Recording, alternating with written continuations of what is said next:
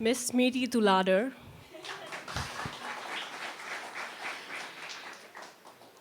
आँखाभरि आँसु लिएर उनी अन्तिम पटक आफ्नो गाउँघरलाई निहाल्दै थिइन्। उनलाई थाहा थियो कि त्यो स्थानसम्म आइपुग्न कति विघ्न बाधा र अडचनहरू उनले पार गर्नु परेको थियो। अब चाहेर पनि उनी आफ्नो घरमा फर्किन सक्दैन थिइन्, किनभने आफ्नै घरमा आफ्नो भनेर स्वीकार्ने कोही मान्छे बाँकी रहेनथ्यो। अब त्यो स्थानबाट उनी अगाडि मात्र बढ्न सक्छिन्, पछाडि नफर्किकन।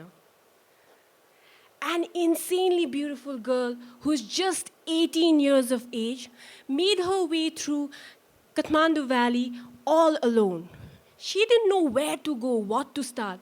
She just knew one thing. She had to find purpose in her life. She had to find deeper meaning of her life. She abandoned her village. She abandoned her family for just one reason, because she was constantly getting pressurized to get married in such a tender age. She wanted to find the purpose in her life that was bigger than her, that was bigger than what her family had envisioned for her.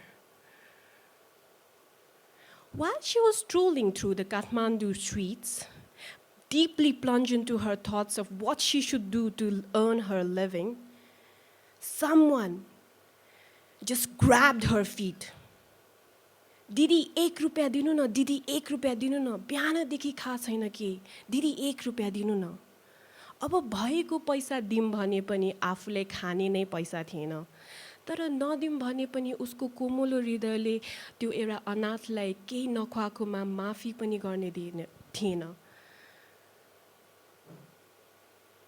So the very next day, she started to sell vegetables, not for herself, but to feed that street kid that she adopted the day before. So many years down the line, she's still at that same place selling vegetables. But now, she's older. Now she has wrinkles of experience.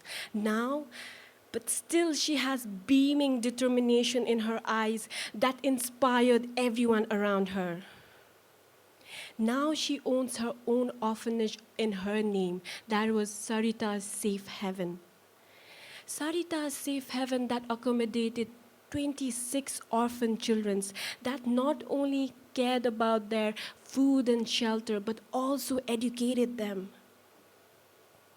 So one fine morning, when she is selling her vegetables, she happened to meet this very young city girl who was in her early 20s. She looked fine, she looked confident, but deep down, she was emotionally devastated and broken. This city girl, born and brought up in a very strict joint family, where her elder brother was the superstar of the family, life wasn't easy for her since the very beginning. It was more than about extra chocolates or extra toys that her elder brother was showered with. For her, it was always about earning that proud look on her grandparents' eyes that shriveled through whenever her elder brother walked in. Doing good in studies, perfecting household chores, doing extracurricular activities, no matter what she did. She was never good enough for them. You're so stupid. You're not beautiful. You're too naive. You're too young. You're just useless. She was used to hearing these words every single day. And eventually, she accepted that. Not because she was not good enough, just because she didn't know anything beyond the world that was painted around him by her family.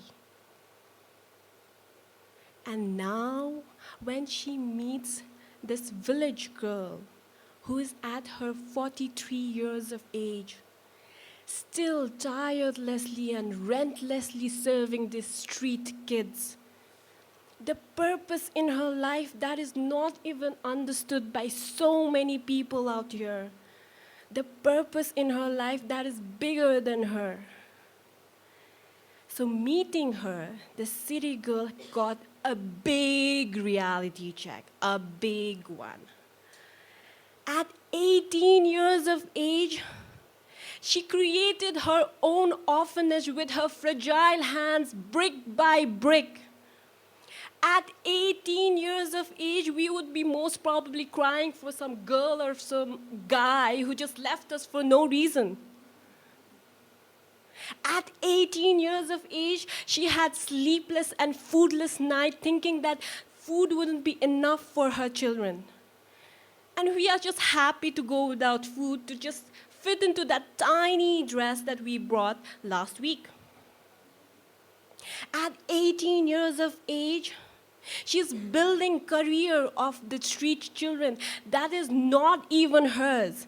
And at 18, we are most probably wasting our parents' money in expensive gadgets or fancy bikes. With each growing age of hers, she fears that whether she can meet the needs of her children like she does now. And with each growing age of ours, we fear whether we'll look as beautiful as we are now, whether we'll get married, whether we'll get good jobs. That's a big deal, you know. And each night, she goes back to peaceful sleep of hers, thinking that someone out there is like her, taking care of the street kids, because she knows that she cannot take care of everyone. But for us, we are so self-obsessed. We are so busy making castle of money. Yes, that buys everything, but piles onto our insecurities. So this little village girl motivated the city girl to find the deeper purpose of her life, what she is really passionate about. So the city girl started her own chocolate company named Swiffles. And I don't know what struck into her mind. She started in the worst situation ever.